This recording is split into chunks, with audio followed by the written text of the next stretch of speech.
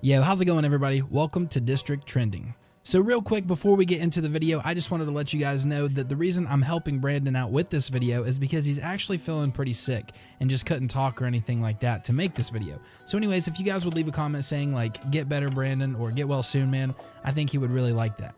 Also, if you guys enjoyed the video, definitely check out my channel in the description below. We do a lot of breakdowns and stuff like this, and I think you guys will enjoy them as well. But alright, let's jump into today's video. So we're actually going to be talking about the true meaning of Drake's new song, God's Plan. So this song actually just came out on Apple Music and Spotify, but weirdly enough, it hasn't even been uploaded to YouTube, and many people are trying to figure out why. I'm actually going to explain that, plus many more things about this song in the duration of this video. So just make sure to watch all the way through so you don't miss anything important. So I'm sure most of you guys know who Drake is, but just in case you don't, here's a little bit of background information. So Drake is actually a Canadian rapper born in Toronto on October 24th of 1986. His net worth is currently $90 million, but if he drops another album, I could actually see that being over $100 million very soon. So he actually dropped this song God's Plan plus another song called Diplomatic Immunity last night, so if you would like us to make another video about the other song, definitely let us know in the comments. Also, be sure to leave a like on this video if you are an actual true fan of Drake. We're kind of curious to see how many people that are watching this are actually really big fans of Drake. So anyways, let's talk about the first thing that you guys probably missed.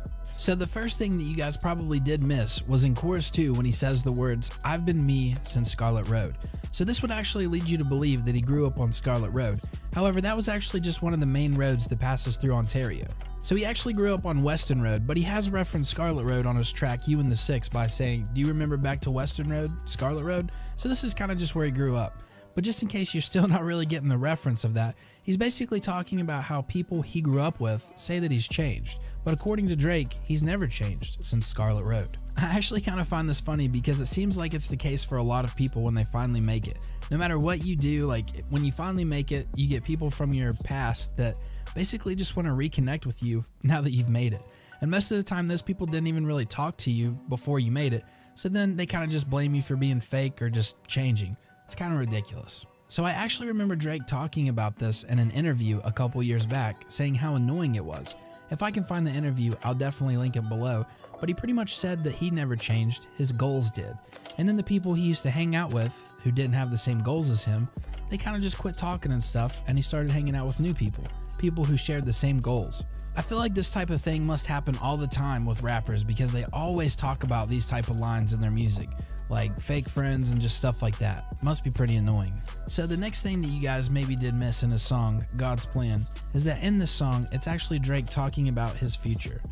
Being who he is in the industry, just being really famous and well known by a lot of people, he knows that people want to see him fail.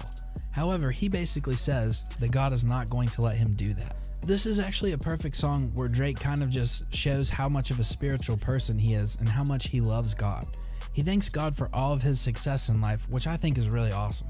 Whether you actually believe in a higher power or not really isn't too relevant. I just think it's a really good thing because having someone like Drake that many kids look up to, it'll definitely kind of bring them into a positive way of thinking that anything can happen. He basically just says all the time just to work your hardest and leave the rest to the big man upstairs. Having a guy like that the kids can look up to has actually been proven in studies to just help the kid develop completely and just be happier. So like I said before, whether you really believe in God or not, it doesn't matter. You just have to respect that he's a positive influence on the younger generation. So to end the video on a little bit of a lighter note, we're actually going to talk about one more line as a bonus. So there's actually a Kobe Bryant reference that you probably missed in the song. So in the second verse, he actually says, 81, they'll bring the crashers to the party. So like we told you guys in the beginning of the video, Drake is from Toronto. He is also well known to root for all of the Canadian teams, and in this case we're going to be talking about the Toronto Raptors, the NBA team.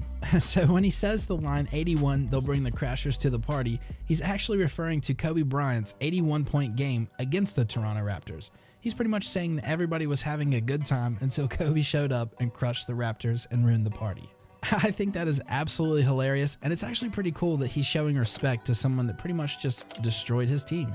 So hopefully you guys enjoyed the video. That's pretty much all we have to talk about today. if you guys want that song Diplomatic Immunity that was dropped last night as well, definitely leave a comment and a thumbs up so we can get that out for you. Definitely go tell Brandon to feel better too, because he's absolutely just been feeling lousy. You can tweet at him. I think that would make his day. Just go send him some positive vibes. But anyways, this has been Lycan with District Trending. If you want to check out my channel, we do a lot of things like this. I think you guys will enjoy it. Just check the description below, and that's pretty much it. I'll talk to you guys later. Peace.